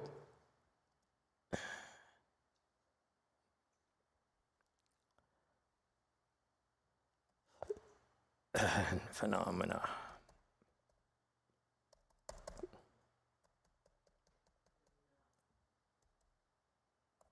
Okay, I explain to you. My God, this English killed me. The eyes, when you, with your sense organs, especially your eyes, when you see the sounds, contemplate the sound, not view. Contemplate. Okay? That's why I asked you a trick question. No one caught it. Okay? When the eyes see the sound and forms outside, which is totally incorrect. Eyes cannot see the sound. The eyes can contemplate the sound and forms outside. Is that clear? So the Chinese is very precise. I threw at you, and none of you pay attention because none of you really understand Chinese. And the Chinese are so in awe with my Chinese, which they should never be, that they don't dare question my translation anymore. Okay, the eyes can contemplate the sound and the forms on the outside, nothing inside. There's nothing inside, meaning that inside there's no attachment being formed. For example, they hear good music, they hear a O Fortuna. Anyone likes that? And that's the very famous, choir, O Fortuna. I do it offline because this is all copyrighted. O Fortuna, okay? We send you the links later to all the branch temples, meaning all 3 branch temples. Okay? And for you to go online, look at what the O Fortuna, that sound, the sound of the choir, great sound of the choirs, or the forms outside, the eyes contemplate the objects outside the forms. Okay? There's no attachment being formed inside of you. That it also includes rejection as well, right? Rejection is just the opposite of attachment, right? Rejection is attachment to, because rejection is attachment to the opposite.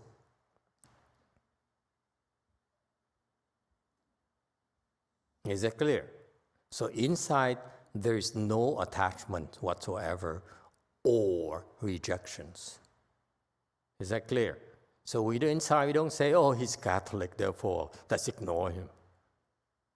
We simply say, there's nothing there. It's even more insulting when you think about it. Just kidding. Okay? You see that? Inside there's no attachment. When the ears hear, okay, the dusts and phenomena, the mind does not know. So, for example, when you listen through your ear organ, and whatever it is that produces sound, okay, or any sort of vocal things you can hear, vocal or sound phenomena, the dust is what you can associate, okay, with the sense organs. Phenomena is something you don't necessarily have a clear clue as what they are. It just happened outside. The same thing is still outside. The mind does not know. This is important. Why is the difference between nothing inside versus the mind does not know?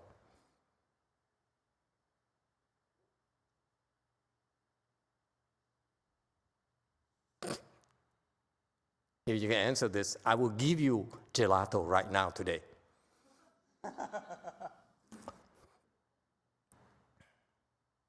Interested? Hey, woman, spy number 1, are you interested?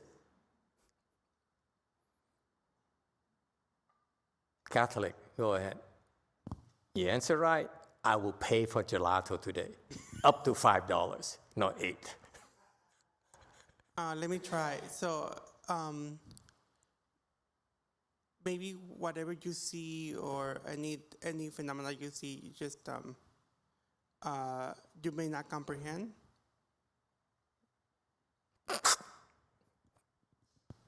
so far.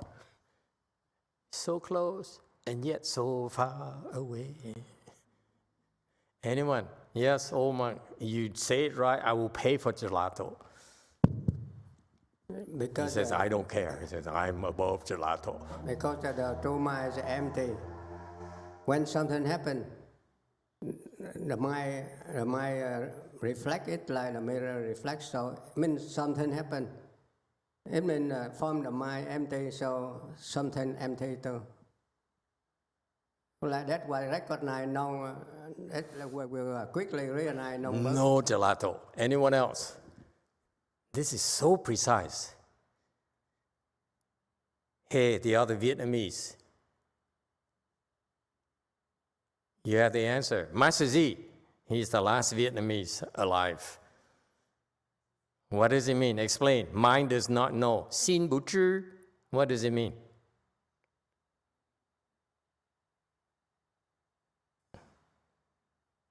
The two of you can discuss. I allow the two abbots to join forces. Go ahead, you can speak together. Yes, go ahead, 6. Because the mind không có cái chủ thể, ai biết cái chuyện đó xảy ra, nó không có chủ thể rồi, biết hay không biết không thành vấn đề, không có cái người chủ của cái biết đó. Đất lục tổ nói là xưa nay không một vật, ai biết? Master Ji, speak up. Don't let me down.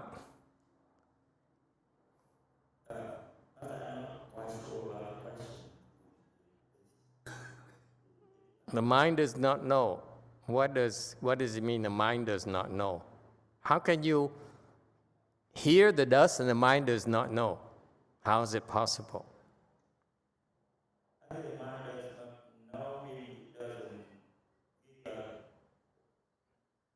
rise at all. Not bad. Still Vietnamese. Okay, anyone else? Let's try the Mexican Catholic.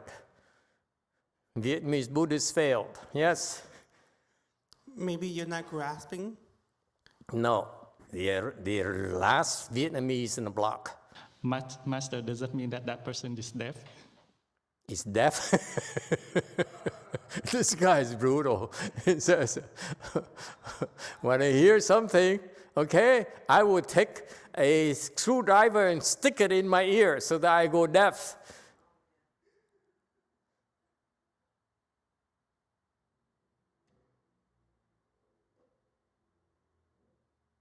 See, I started at the abbot level right away. I don't bother talking to you. Don't bother. You won't know. See, you abbots still need me. I can't retire yet. So much work left. Okay, vice abbots, anyone would like to say? You low level, forget it. I don't waste my time. Anyone would like to try? Okay, let me explain to you. Okay, this is very important. This is so important. Okay, when the ears hear the dust and the phenomena, okay, the mind does not know. Here it refers to the mind. What does the mind do? It thinks.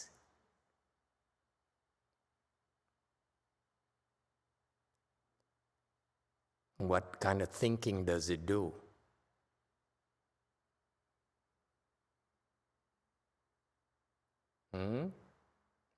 What does the mind think of? I told you, don't raise your... What does the mind think of?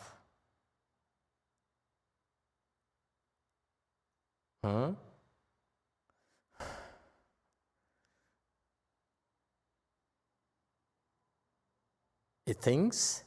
Q&A.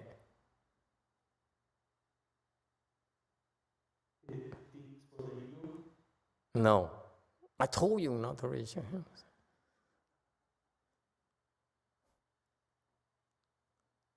It thinks, it knows.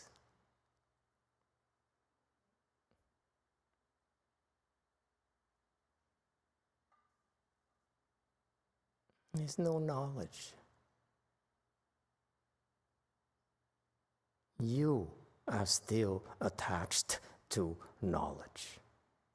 There's no knowledge.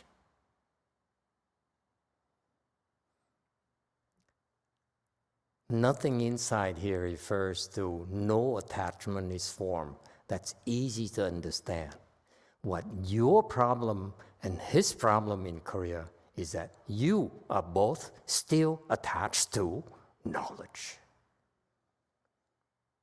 You think knowledge is important. That's your problem. There's no knowledge. The low-level people, they think they need to know, they need to understand, they need to have knowledge because they're confused. You are still attached to that concept. That's why you cannot answer this. That's why you don't know. Sin Bu Chu, the mind does not know. The mind has no knowledge of it. The mind is no longer attached to knowledge.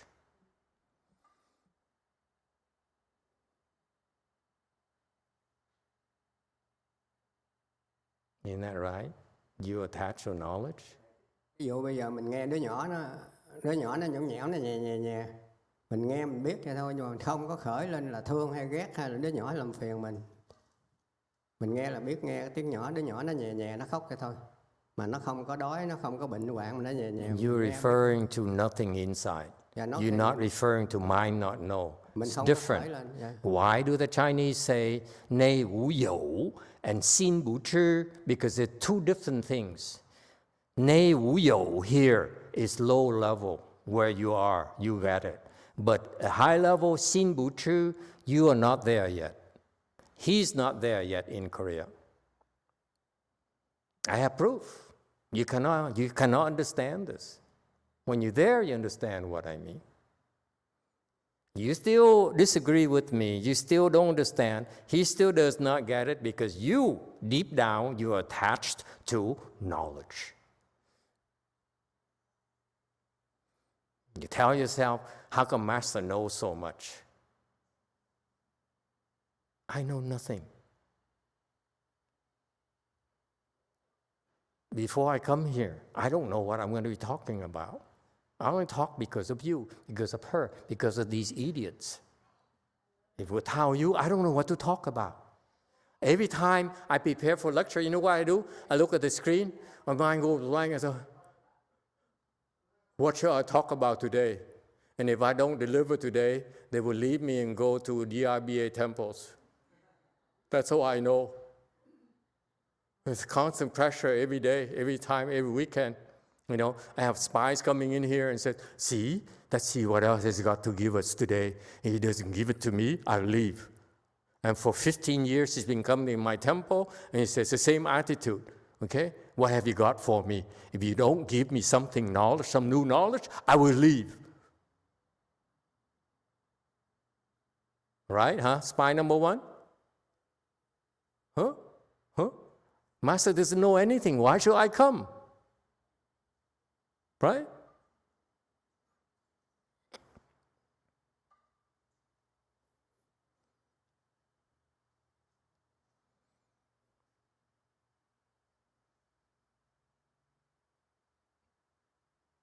See, he still doesn't get it. See, do you get it? See, he's thinking.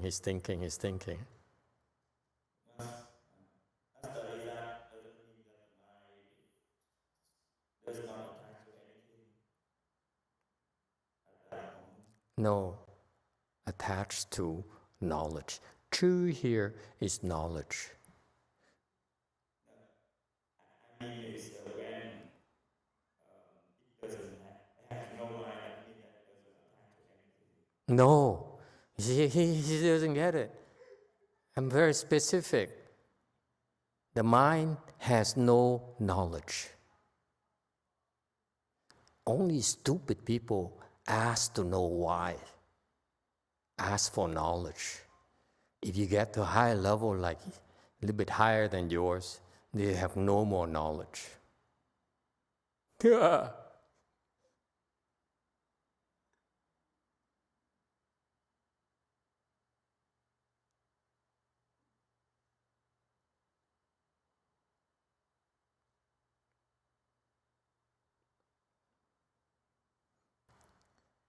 The first level is Nei Wu You, which is your level. You have no attachment. You can let go easily. But your mind, you're still seeking knowledge. That's where you are right now. That's why you are where you are right now. The Chinese very precise. They never, if it's not for a reason, they will not bother composing this couplet. Okay? Yin is opposed to ear. Okay? Eye is opposed to ear. Guan is opposed to ting. Okay? Because basically it's all outside knowledge. Is it clear? It is so precise. It's so beautiful. Everything makes sense. One is inside. This requires wisdom. Okay. Sheng here is the physical event. Chen here is all sorts of physical events. Okay, that pertains to knowledge. Se here refers to form. Okay, it's low level. Okay, you have attachments at the sound and the form. High level, you attach to the Chen and the Shi, the dust and the phenomena. And the mind, okay, is no longer concerned with such knowledge. You're not there yet. Don't bother raising your hands. I'm not going to entertain your thought. I'm way beyond my time slot. Yes, 8. From Jane, 心不知 should it be translated to mind does not know? Is that what you wrote down right there? Mind not know? Mind does not know.